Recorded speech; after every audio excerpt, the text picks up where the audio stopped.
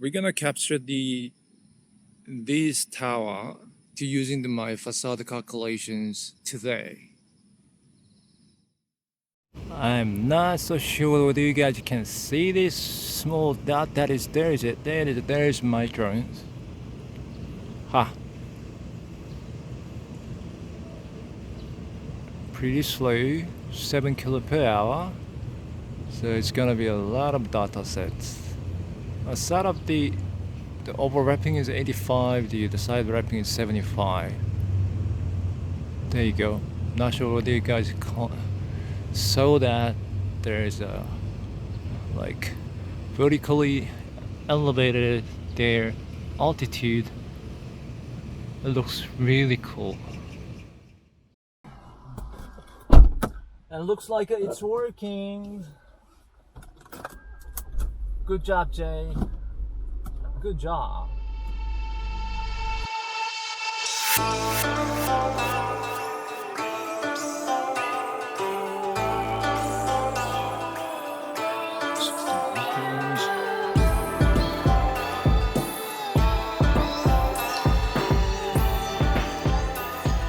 Hello guys, welcome back to my channel. My name is Jay, and I hope you guys by now at least my name. My name is Jay. I'm doing the photo and video stuff for the architecture stuff in South Korea. Hopefully sooner or later I'll do the same things in Sydney. Where am I? Right. I'm gonna talk about the facade today, as that's my old promise before, and I'm gonna talk about the facade mission today and how to make it your facade waypoint missions for free. I don't want to put the label on it and the free label on it. It's low cost. At least you have to spend your time and your energies on this. And some people doesn't like the terms of the free anyway. So what is a facade missions and where you can use it? Facade mission is hold on, let me show my result first. By the way, I'm gonna very focus on try to minimize the time for these videos, because I normally talk a lot, and I'm gonna try to deliver the right information, only what you needed today. And what we're gonna do today here is this one. As you can see, when you do the inspections of the buildings, or when you do like the 3D modeling of the buildings, you can make the waypoint missions vertically, not horizontally. Vertically stack up your waypoint missions and capture the data what you need and do the process for your work. So what we're gonna do today here is to exactly look like this. I'm gonna walk you through how I did it for this instance for today. So if you take a look at this camera positions, it's not straight, but as an example, I'm happy with that. But if you are willing to do the more specific positions for your cameras, you need to take a little more time for that. Spoiler alert. No. Keep that in mind. This is a manual way, which is a hard way to achieve these waypoint missions. So what is a facade? A facade mission is, as I said, a vertical waypoint missions for your work. So normally when you do it, let me show you this one.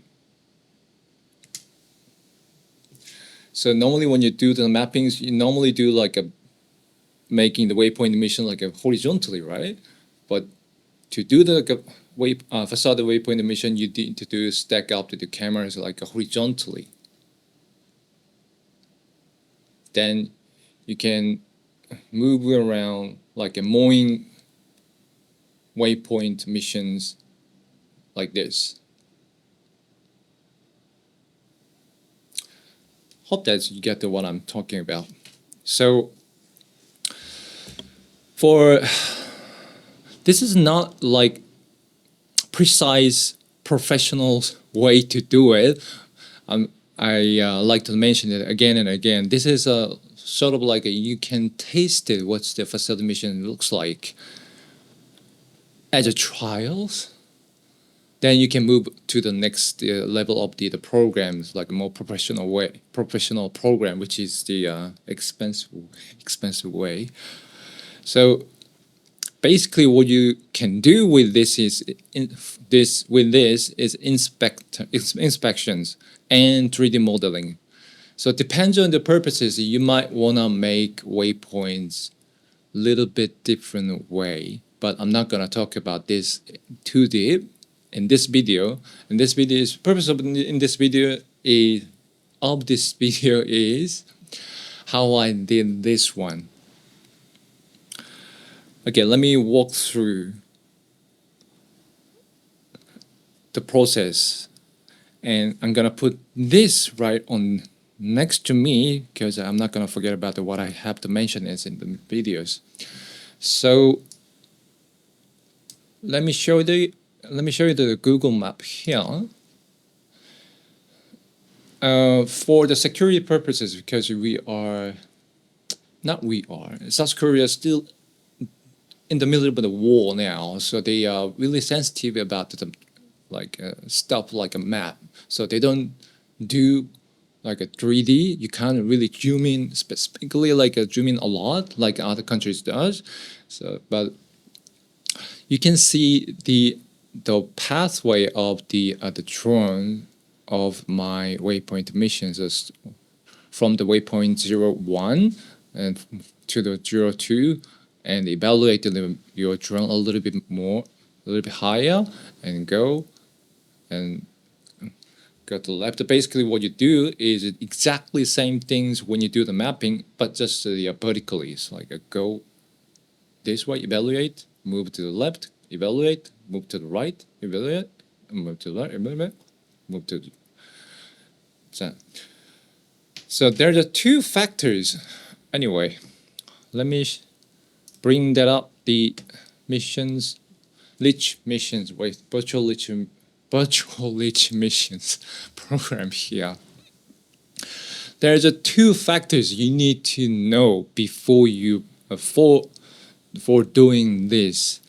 First thing is how much you wanna capture the image, like between that overlappings, percentage overlappings, and the distance between your camera, which is drone, and your subject. So if you take a look at the screen here, let me show you the distance between the camera and my subjects. If I select it here, it's about like 30 meters away, which is basically if you the altitude if you're doing the mapping, horizontal mapping, so waypoint missions. So distance between the ground to your drone. So it goes like this. If you vertically change it, and distance between the drone and the subject is your distance. That is one factors. And the second thing is overlapping. What is overlapping? So overlapping is how much you're gonna capture between two images. I don't know the exact word, but this is a front wrappings, and this is a side wrappings. Right? So your drone gonna capture the pictures like first one, and second one, and third one, and fourth one, next one, and when your drones reach the end of this part, and elevate a little bit, elevate a little bit, elevate a little bit, and move to the left hand side like this one. So this is a side wrappings, and this is the front wrappings according to the manual. So according to the manual recommended the front wrappings, side wrapping is 75 at least.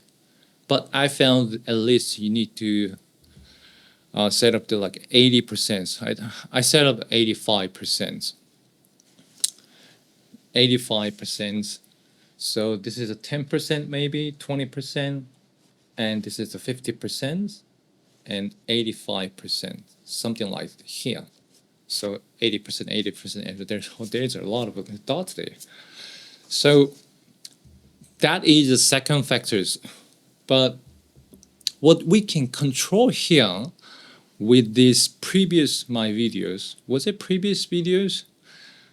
My previous video, from my previous videos knowledge, what you can control here is side rep. Side rep, you can control the side rep with what? Let me show the settings. With the cruising speed, and the second thing is photo capture intervals. Those two things, with those two things, you can control side wrapping percentage.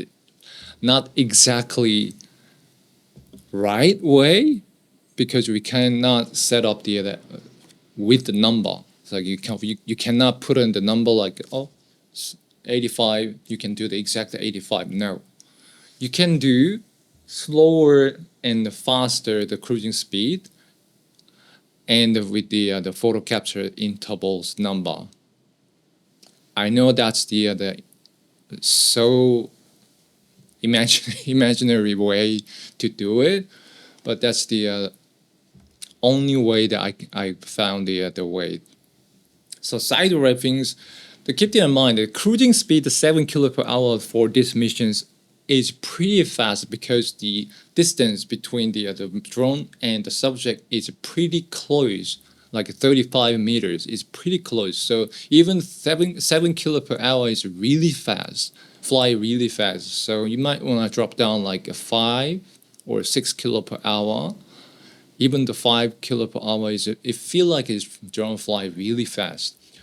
Photo capture interval is 3.5. Is kind of the minimum time you need to give the drone, because we are talking about the air to S now, which drones doesn't have the mechanical shutter. So if that speed goes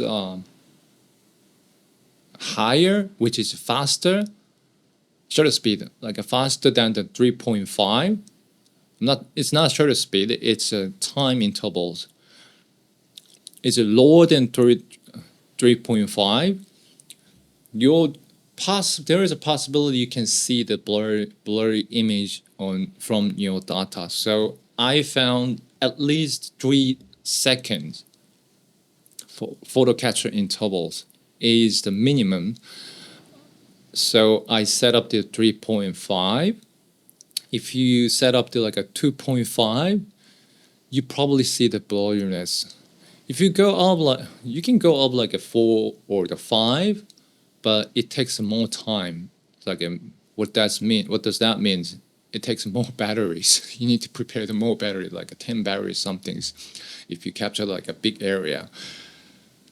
So minimum 3 seconds. I found that's okay. So I set up the 3.5, and along with that, the photo capture interval time, I found the cruising speed 7 km/h gives me like 80 or 85% of the data. With what? If the distance between the object and the camera is 35-ish. So this is like a little bit tricky. You need to test a little bit more for your situations, but this is only way for myself. I found it for myself. So you can control it with those two factors. What is that? What are they? Cruising speed and the photo capture intervals. You can control the side wraps. But how we can find out the front wraps?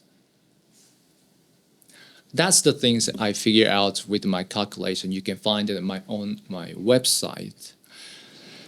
But unfortunately, good news is the bad news. I'll talk about at the end of the videos. All right. So to figure out these front wraps, say you decide to go with 85%, so 10%, 20%, 50%, 85%. You decide to go for the 85% to figure out distance between first column and second columns and third column. Between the first column and second column, this distance has to be equal for each columns. I don't know what I'm doing now. Oh, let me show you this one. So what I'm talking about here is for each column's distance has to be the same. Then you can constantly capture the data for your projects. For first column, second column, third column, fourth column, fifth column, all the distance, this one has to be equal to get the correct data for your project. For your trials. Yeah, trial is a better way to express that one. So again, to calculate the distance, we need to know the distance between those columns, right? So to calculate that distance, we need to know the two factors. One is distance between the camera, which is drone, and your subject. The distance first, and the second thing is how much front wrap you gonna set up for your project. Those second factors, and where you can put in the those two factors on my website. If you go to my website, you will see left hand side works is my previous website, but etc right hand side, this one, etc, if you click that, I'm gonna put on the my personal, more like personal stuff, contents, I'm gonna put in the features. If you click that, it will show the front page of the etc site. Someone who noticed that I uploaded the sky files. Anyway, I'm gonna talk about this later. So if you scroll down, there's a 4 sectors. There's a first one and the fourth one is activated now. The second and third one I'm gonna add up to a little bit more because I don't have enough time for that. Anyway, for now, if you click the fourth one, you will see the sign up page. Yes, unfortunately, you need to sign up to the page to watch this contents. And why? I did it for personal reasons. I'm gonna explain later on, but I did it for on purpose. So it's a very simple way to sign up with. If you have the Google account, you can sign up with the Googles, and you can sign up with the Facebooks. And once you're done this, hold on, do I have the account? There you go. Once you sign up to the page, you can log in with the those two. Oh, no sign up. Sorry. So once you log in, you can see the calculators here. So first field you need to put your distance. So I set up the 35. Say the 35 these examples, and the overlappings like front lap is 85. So the calculations got me like a 5 meters. So come back to the Litchi mission planner here, and I cleaned up the everything. So first, set up the first waypoint here, and after set up the first waypoint here, you might want to adjust the headings, which is the camera directions. So my case, the headings, can I zoom in? If heading is 45 degrees, depends on the situation. You might want to set up the headings. So I set up the 45 headings from the start to the end. So once you set up the heading one time, it will automatically set up the rest of them. So go like here to this part, right? So after the set up the second waypoint, you might wanna set up the third one at some point around the second waypoint, and move back to the where the second waypoint it is. You have to stack up a little bit exactly where it is, but I can't really zoom in. But let me change the map here. I can zoom in a little bit more. So you might want to set up the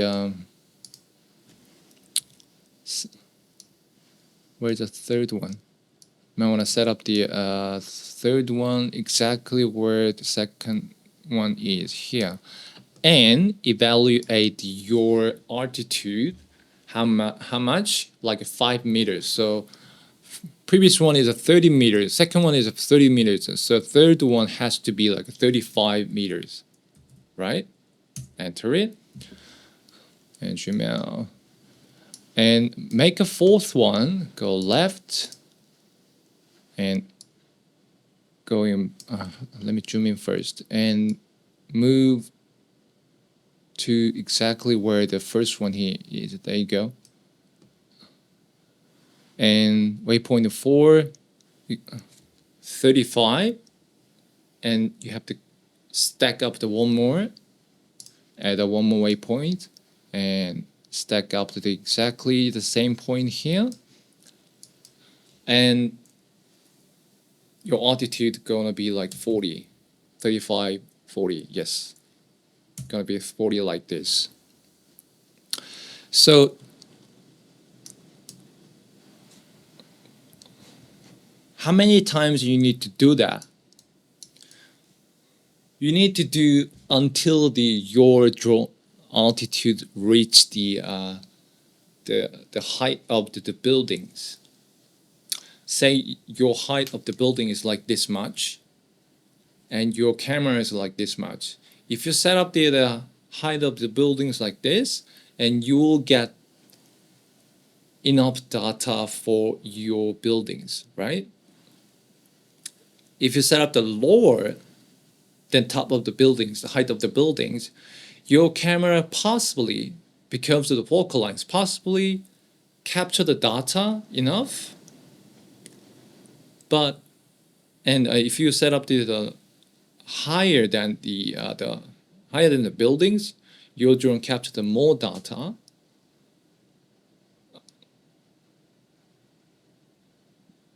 Why I'm talking about this? So what the better than nothing. You can bring your drone data after your back to the office. You can get rid of your data if you don't need it. But always more captures, just in case, right? So until your drone's altitude reach the height of your buildings, you need to stack up that waypoints. And from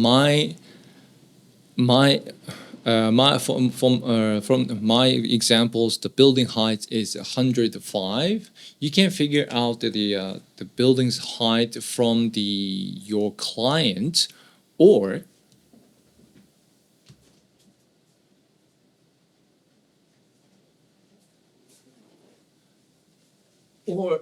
I highly recommend you will get one of these. It is very convenient for the drone work. This is a golf distance measures tools, something. So you can measure it like this, and the heights and the distance and the degree as well. I highly recommend it. You don't have to have like a fancy one. You don't have to have the measure the degree, but at least you can measure the distance for the safety reasons and look more professional for your client. Anyway, So from the either way, from those way, you can figure out the height of the building, and you need to stack up to the altitude of your drones. And which I did it. I load the open the facade missions again. Where is it? There you go. So if I go to my last, you can select it with these arrow keys. See, my last one is a 35 waypoints, and which is 120, but the building's height is 105. So I over capture the data, and I don't. If data is not necessary, I got rid of the that photos. So always more capturing is saving your life sometimes, like a photos. So once you're done with the drawing your waypoint mission on the virtual Litchi mission program, you can simulate your waypoint missions on the Google Earth Pro programs. When you press the buttons here, and it will send the data to the Google Earth program. If you don't have the Google Earth Pro, you can download it. I highly recommend you download it to simulate your drone movement. So where's the play button? Just double click it. There you go. So once you double click your waypoint mission, it will simulate your drone movements on the program before you actually fly it at the site. How do I stop it? Double click. Oh, the magic button double clicks. And as you can see that the left and right end, the line is not straight. The reason why the line is not straight because I didn't place the drone, each waypoint the drone at exactly the same point. Where go back to the mission programs, and when you zoom in, where's the map? When you zoom in, a drone located around the one point, but not exactly the same point. So you can spend more time to locate your drone exactly the same point, then you can get the more correct data for your project. I think that's pretty much it for today, right? Oh, the CPLs. Hold on. So it's highly recommended using the CPL when you capture the drone mappings or your projects.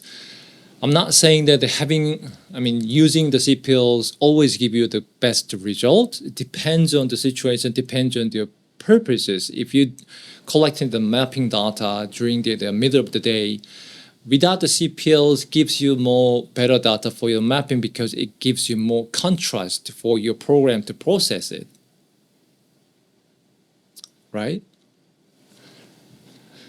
But in these situations, if you want to get rid of the reflections from the strong sunlight, I highly recommend using the CPLs to get rid of the reflection from the glass and from the reflective the material that is the metals like silver metals. So using the CPL, without the CPL, with the CPLs, without the CPL, you can have more data on this surface of the metal surfaces. Because of the reflections, it gives you a better result.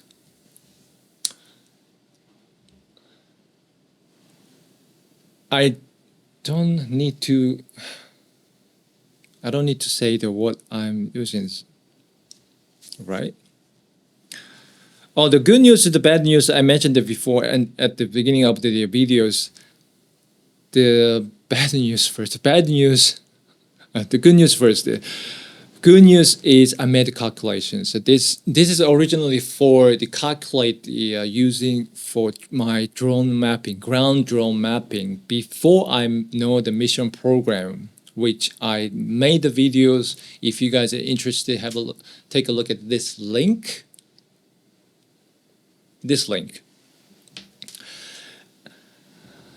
But after I know that the programs, I don't need to use it for the ground.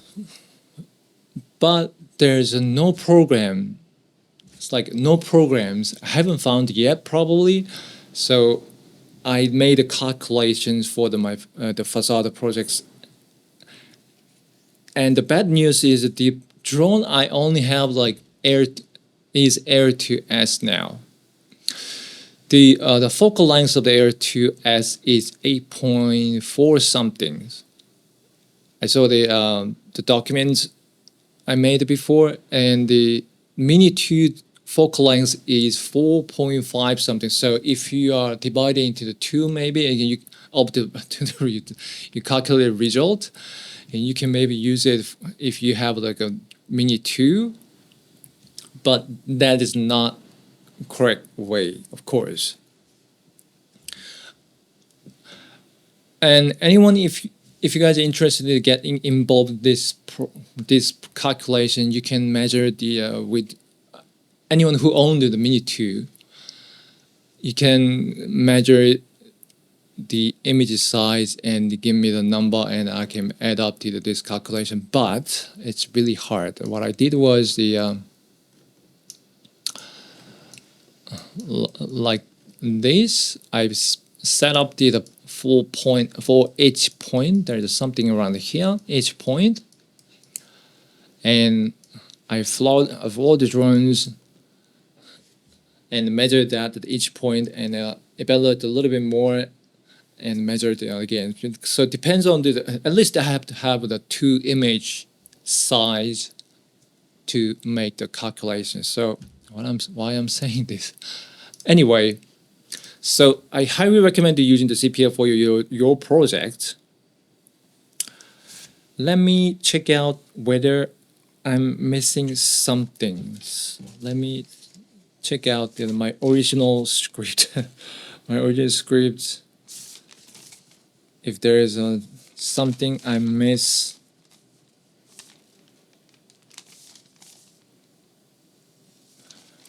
Oh, I think I have to read this. Again, the purpose of this process here is to give your client a scratch data, like not precisely measure the models. Since we use consumer drones with like a free options. And the business terms to be called service, like options, for a little extra dollars. Why? Because we are aiming for the between market before we move to the next professional area, professional market. So I like to mention this again. So this is not proper way to do if you're aiming for like a professional work. This is not recommended way. But if you're aiming for the market, same as I aiming for, you can use these calculations when you do your own projects. Woo. As always, try to get your eyes to see the right market, and please keep trying, keep training for that. Anyway, hope you guys enjoyed this video, and hope you guys pick up something from this video and from what I said, and hope you enjoyed the calculations if you own the Air to S. By the way, to use the calculation, you need to join my website. It's free, completely free. If you join it now, I give you free 50 credit points, total credit point to what I'm gonna make it pay the contents in the future, but for now it's completely free. So you can join it, and there's another reason I did it for on the purposes anyway. So I think that's pretty much it. I see you guys in the next video. I hopefully see you guys in the next video very soon, very soon. I will coming back with the photo shootings more in the futures after this drone contents. I think the last contents I have for the drawing content is GCP ground control point, and the last one is, okay, I'll shut up. I'll talk about this later. All right, see you guys later. Thank you.